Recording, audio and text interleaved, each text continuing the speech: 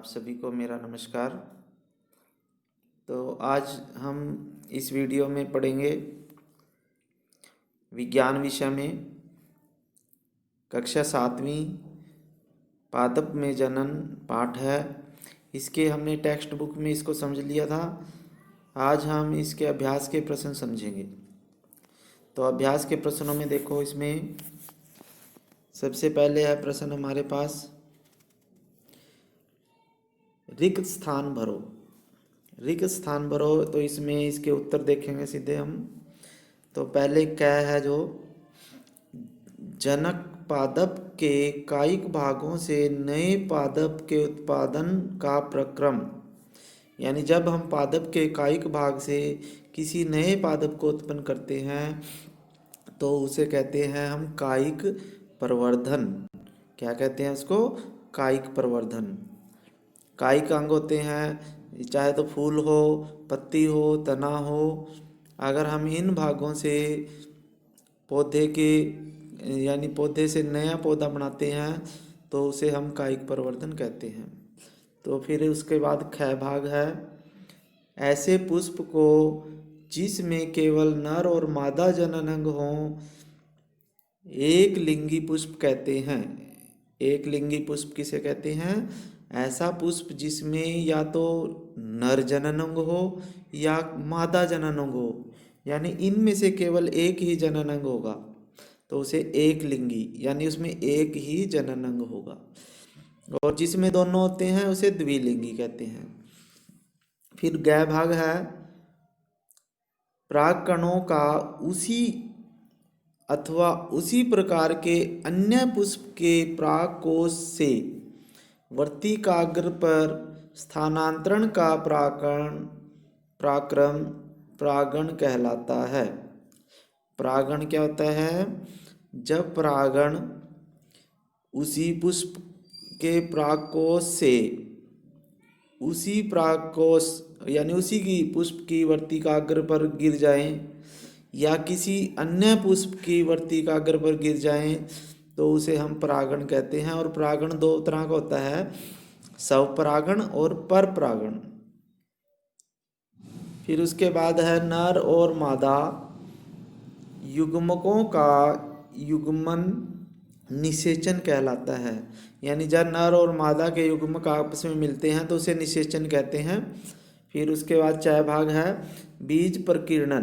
बीज प्रकीर्णन का मतलब होता है बीज एक जगह से दूसरी जगह कैसे फैलते हैं। तो ये हवा के द्वारा भी फैल सकते हैं, पानी के द्वारा भी, जीवों के द्वारा भी। ये सारा लेसन में समझाया हुआ है। फिर दूसरा प्रश्न है, तो दूसरे प्रश्न में देखो क्या होगा, अलैंगिक जनन की विभिन्न विधियों का वर्णन कीजिए, प्रत्येक का उदाहरण दीजिए। तो इसमें अलैंगिक जनन की हम विभिन्न विधियां समझेंगे। तो अलैंगिक जनन की विभिन्न विधियां देखो दूसरे प्रश्न में क्या है, अलैंगिक जनन में पादप बिना बीजों के ही नए पादप को उत्पन्न कर सकते हैं। तो अलैंगिक जनन में क्या होता है, जो भी पादप होता है वो नए पादप को हम तैयार कर सकते हैं बिना बीज के। तो कायिक प्रवर्धन है सबसे पहले इसमें। तो जो जो भी हमारे पास अलैंगिक जनन है वो हम पढ़ेंगे इसमें। तो कायिक प्रवर्धन है सबसे पहले। तो कायिक भाग से जब हम नए पौधे को उगाते हैं, जैसे अगर हम जड़ से उगाएं, तने से उगाएं, पत्ती से उगाएं, ठीक है, यानी अगर हम मूल का पादप के मूल का मतलब है जड़, या तने से या पत्ती से या मुकुल से किसी कायिक अंग द्वारा नया पादप तैयार करते हैं तो उसे हम कायिक प्रवर्धन कहते हैं। जैसे गुलाब जो होता है वो तने से उग जाता है नया गुलाब। अगर तना काट के जमीन में गाड़ दें तो उससे नया पादप, नया गुलाब का पौधा तैयार हो जाता है। और जैसे हमारे पास आलू है, इसको भी आलू का तना दाब देते हैं नीचे तो उससे नया आलू तैयार हो जाता है। तो इसी प्रकार से हमारे पास अलग अलग पौधे होते हैं जो वो हम अगर कायिक अंग से प्राप्त करें तो वो कायिक प्रवर्धन है। फिर ये मुकुलन है। मुकुलन इस विधि में कोशिका के बाहर की ओर छोटे छोटे, जैसे ये कोशिका है, इसमें ये बाहर की तरफ छोटे छोटे बल्ब जैसे प्रवर्ध होते हैं, जिसे मुकुल या कली कहते हैं, जो समय के साथ वृद्धि करते हैं और वृद्धि करके ये जनक कोशिका से अलग होकर नया जीव बना देते हैं। तो जैसे इसमें पहले वाले में क्या है, एक ही बीच में कोशिका है, कोशिका केंद्रक है, और फिर इसमें देखो कई मुकुल तैयार हो जाते हैं, कहीं नए जीव बन जाते हैं, और ये जब तैयार हो गए तो ये अलग हो जाएंगे, और इसी प्रकार इनसे फिर आगे कई जीव बन जाते हैं। इसे मुकुलन विधि कहते हैं। फिर उसके बाद है खंडन विधि। तो खंडन विधि में क्या होगा, तो खंडन विधि में है हमारे पास, इस विधि में दो जीव जो है दो या दो से अधिक खंडों में टूट जाता है, विखंडित हो जाता है। ये खंड जो है टुकड़े वृद्धि करके नए जीव में परिवर्तित होते हैं, जैसे शैवाल और कवक होते हैं। तो जैसे यहाँ पे एक है और यहाँ पे ये दो हो गए, तो इस तरह से ये 2 के 4 हो जाते हैं, 4 के 8 हो जाते हैं। तो ये दो दो भागों में आगे विखंडित होते रहते हैं। तो इसका उदाहरण है शैवाल या कवक। शैवाल होती है काई, आपने देखी होगी, जहाँ पानी रहता है तो वहाँ काई आ जाती है, तो उसे हम शैवाल कहते हैं या कवक।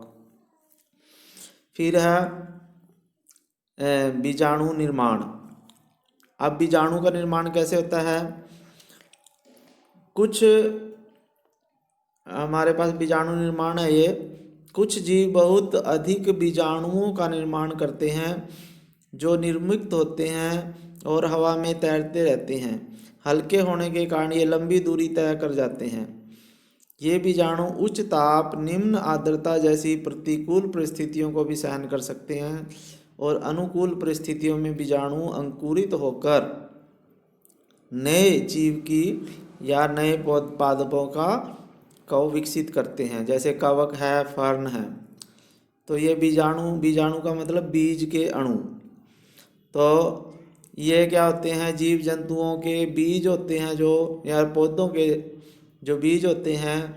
जैसे आपने देखा होगा जिन्हें हम बच्चे बचपन में खेलते थे, और इनको बुढ़िया के बाल भी कह देते थे, जो हवा में उड़ते रहते हैं, और उनके चारों तरफ जो है, जैसे आक का पौधा देखा होगा, जब उसके बीज पक जाते हैं और उसमें से बीज उड़ने शुरू होते हैं, तो वो हवा के साथ उड़ के बहुत दूर चले जाते हैं। तो ये बीज हवा के साथ या पानी में तैर के काफ़ी दूर दूर तक चले जाते हैं, और गर्मी सर्दी इनका भी इनके ऊपर असर नहीं होता, और जब भी इनको प्रतिकूल परिस्थितियाँ मिलती हैं तो ये नया पादप का निर्माण कर देते हैं। फिर प्रश्न 3 है। तीसरे प्रश्न में देखो, पादप में लैंगिक जनन के प्रक्रम को समझाइए। लैंगिक जनन क्या होता है, लैंगिक जनन में 2 जनक होते हैं। लैंगिक जनन के लिए हमें नर और मादा दोनों की आवश्यकता होती है। नर और मादा युग्मक आपस में मिलके युग्मनज बनाते हैं, जो बाद में एक नए जीव में परिवर्तित हो जाते हैं। इसे लैंगिक जनन कहते हैं। तो जैसे जीव जंतु होते हैं जो बच्चों को जन्म देते हैं, तो वो लैंगिक जनन के द्वारा ही जनन करते हैं। फिर है चौथा प्रश्न, लैंगिक और अलैंगिक जनन में अंतर। तो अलैंगिक जनन में एक जनक की आवश्यकता होती है, और लैंगिक जनन में नर और मादा दोनों की आवश्यकता होती है। अलैंगिक जनन में जो नया जीव है वो जनक जीव के समान होता है, और लैंगिक जनन में नया जीव दोनों जनक गुणों से संपन्न होता है, यानी माता पिता के दोनों के किसी के भी गुण उसमें आ जाते हैं। फिर हाइड्रा, स्पाइरोगायरा आदि अलैंगिक जनन के इनमें होता है, और जैसे मानव है, कीड़े हैं, जानवर हैं, इनमें अलैंगिक जनन, इनमें लैंगिक जनन होता है। जैसे कुत्ता, बिल्ला, गाय, भैंस, इनमें लैंगिक जनन है। मनुष्य है, इस ये भी लैंगिक जनन होता है इनमें। फिर है भाई पुष्प का चित्र खींचकर उसके उसके विभिन्न अंगों के नाम लिखने हैं हमने। तो कैसे लिखेंगे नाम, देखो इसमें 5वां प्रश्न है ये। तो इसमें हमारे पास है पुष्प का चित्र बनाना है और उसमें सबसे पहले ये देखो बाह्य दल, यानी पुष्प के जो बाहर की तरफ हरे रंग की पत्तियां होती हैं उन्हें बाह्य दल कहते हैं हम। और इसकी पंखुड़ी होती है ये, जो कीट पतंगों को अपनी तरफ आकर्षित करती है। और फिर ये देखो परागकोश है जिसके ऊपर परागण पड़े रहते हैं, तंतु है, और ये अंडाशय है जहाँ पे बीज होते हैं। और ये स्त्री केसर के भाग हैं वर्तिका और वर्तिकाग्र और वर्तिका है और अंडाशय है, ये तीनों स्त्री केसर के भाग हैं। और परागकोश और तंतु जो हैं वो पुंकेसर में आते हैं। और पंखुड़ी और बाह्य दल ये सभी फूलों में होते हैं। बाह्य दल पुष्प की रक्षा करते हैं और पंखुड़ियाँ जो हैं कीट पतंगों को अपनी तरफ आकर्षित करते हैं। फिर उसके बाद है अगला प्रश्न 6, स्वपरागण परपरागण में अंतर। स्वपरागण होता है वर्तिकाग्र पर उसी पुष्प के परागण स्थानांतरित होते हैं। स्वपरागण में परागण भी उसी फूल के होते हैं और वर्तिकाग्र भी उसी फूल के होते हैं, यानी जो सेम एक ही फूल में जो परागण है उसी फूल के वर्तिकाग्र पर गिर जाते हैं, लेकिन पर परागण में फूल दूसरे फूल की वर्तिकाग्र पर परागण गिरते हैं।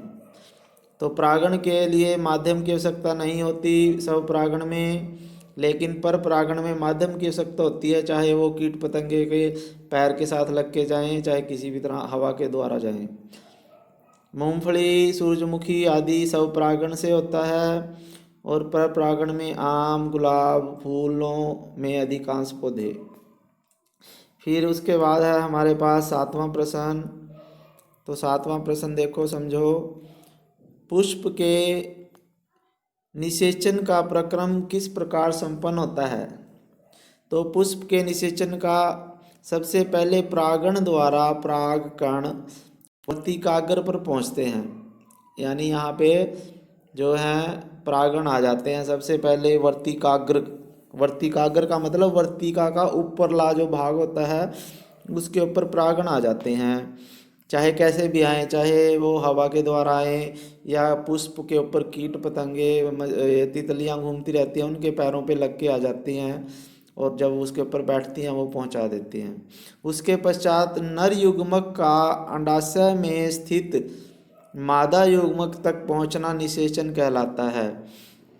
तो ये हमारे पास है अंडाशय होता है, तो ये यहाँ तक नर युग्मक जो है यहाँ तक पहुँचता है और जब ये वहाँ पहुँच जाता है तो ये इन दोनों को मिलके निषेचन हो जाता है।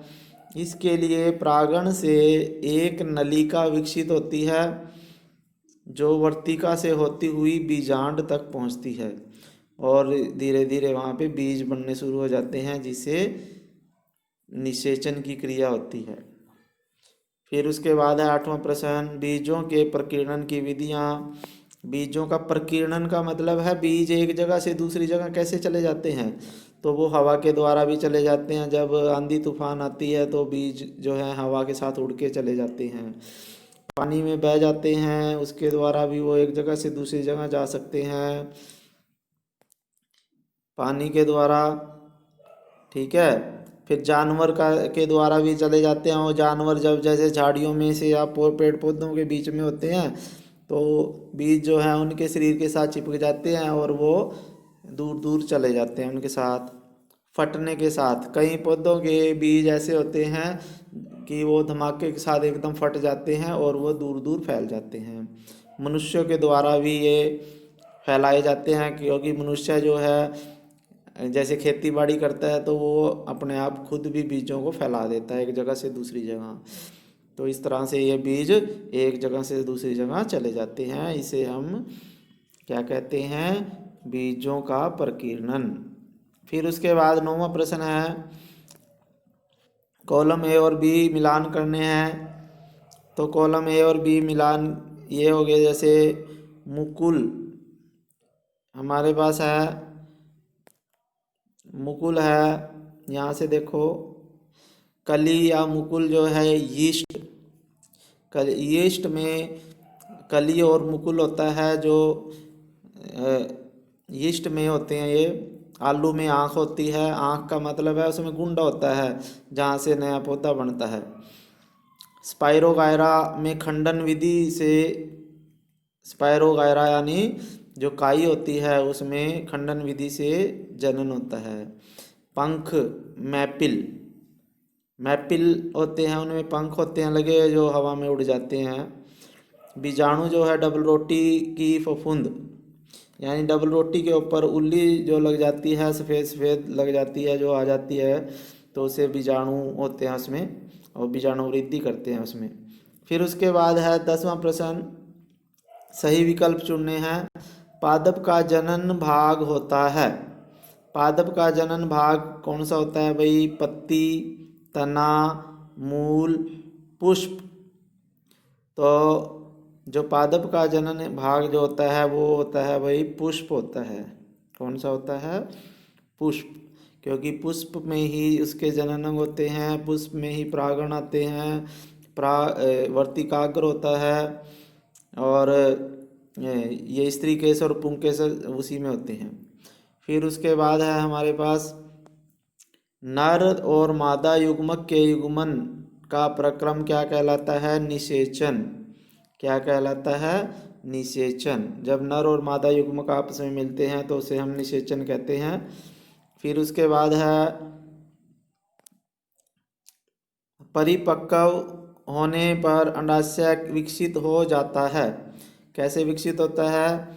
जो अंडाशय है वो बीज बन जाते हैं, उसमें पहले फल बनता है तो उसके बाद उसमें बीज बन जाते हैं। फिर उसके बाद है बीजाणु उत्पन्न करने वाला एक पादप जीव, ऐसा जीव जो पादप जीव बीजाणु उत्पन्न करता है तो वो है डबल रोटी का फफूंद। फिर है ब्रायोफिलम अपने जिस भाग पर जनन करता है, ब्रायोफिलम पत्ती के द्वारा होता है भाई, उसमें तो पत्ती होती है। तो ये इसमें आगे इनके निशान लगे हुए हैं उत्तर में। फिर उसके बाद है ये आपके पास लेसन कंप्लीट हो जाता है। तो आपने ये इसको अपनी नोटबुक में कॉपी में करना है और ध्यान से इसको समझना है और याद भी करना है। तो आज की इस वीडियो में इतना ही। Thank you. जय हिंद।